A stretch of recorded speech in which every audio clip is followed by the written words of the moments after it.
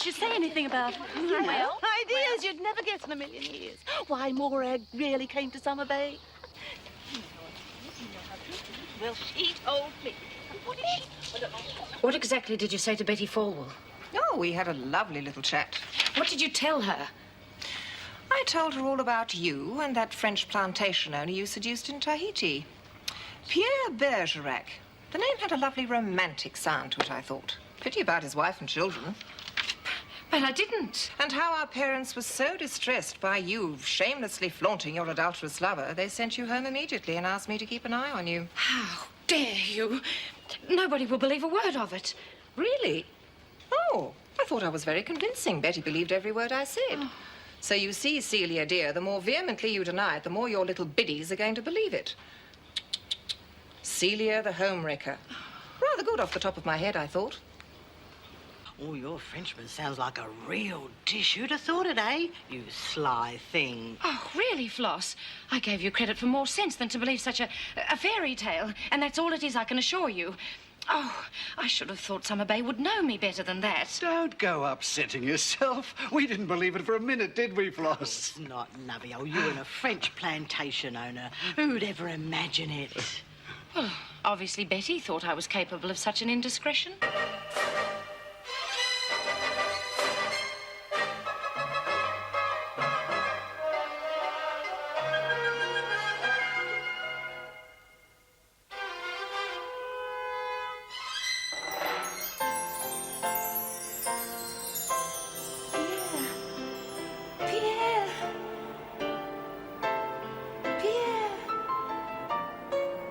Celia, my darling, at last I have found you.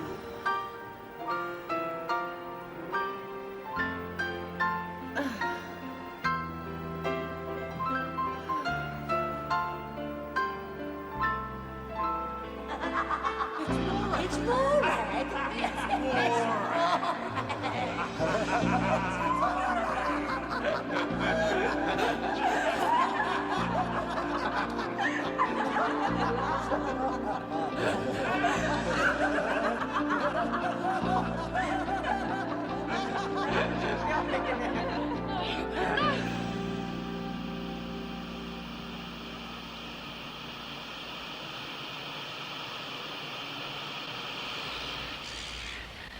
I don't know why you're making such a fuss about it, sis. Nobody'd believe a yarn like that. It's just Morag having a lend to you. You know what she's like. Only too well. But that's not the point, Alfred.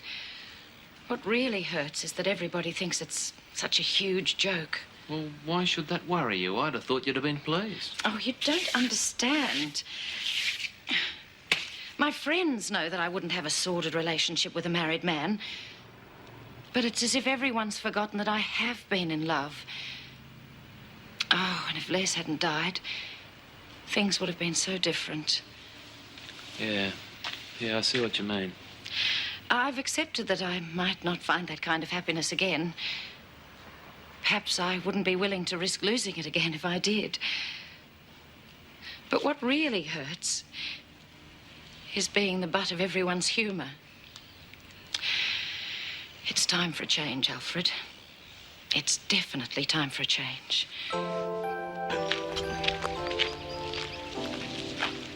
Who's that? I dunno. Doesn't look local. Hello, Floss. Neville. Celia, you look different.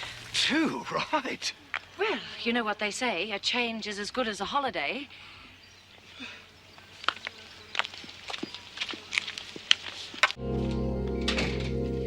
Celia? Just a moment. You should get yourself an answering machine. I've been up and down all morning taking your calls. I wouldn't have bothered, except I thought some of them might have been for me. Messages are over there, most of them about a bring and buy for the church bazaar or something equally riveting. You could at least look at me when you speak to me. Well? Oh, good God, what do you think you look like? Dame Edna Everidge on a bad day, or a tea cosy. I might have known you'd fire off some spiteful remark. Can't help yourself, Morag, can you? Not when you give me such good ammunition, no. A little of the green-eyed monster, if you ask me. Me, jealous of you, Miss Summer Bay Spinster? Oh, for heaven's sake, Celia, grow up. How dare you be so thoroughly rude? I never make nasty remarks to you. Well, I don't happen to wear the Queen Mother's cast-offs. And as for your coiffure, you'd be quite within your rights to sue the hairdresser for damages. I'll even act on your behalf, if you like. You could make money with that look. Hire yourself out to the church for a floral arrangement. How dare you insult me in my own home? Our home? The sooner you move out of that Blaxland place, the better. Sister or not, Morag, you are a vicious, sarcastic woman. You don't care who you hurt, and you can't find a nice word to say about anyone. And you can't take a joke, Celia, which is ironic. Because you are a joke. I am not. I am a warm-blooded, sensitive, feminine woman. And it is time that you and the rest of Summer Bay realizes that and takes me seriously.